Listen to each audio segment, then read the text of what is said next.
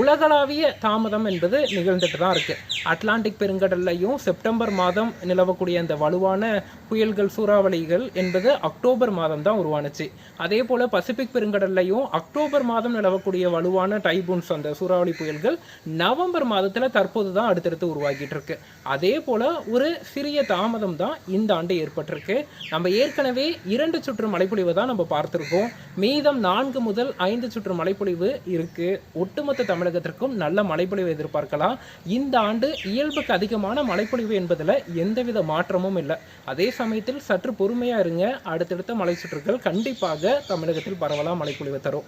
குறிப்பாக தற்போது நிலவக்கூடிய வானிலை நிலவரம் மற்றும் அமைப்பு பொறுத்த மட்டில் இந்த வடக்கு காற்றின் ஊடுருவல் இன்றும் நாளையும் எதிர்பார்க்கப்படுது. நவம்பர் 11ஆம் தேதி வடகிழக்கு காற்று வருகை தரும்னு எதிர்பார்க்கப்படுது. இந்த வடகிழக்கு காற்றின் காரணமாக முதல்ல சென்னை உள்ளிட்ட வடகோடி மாவட்டங்களில் மழை தொடங்கி பிறகு அது கடலூர் உள்ளிட்ட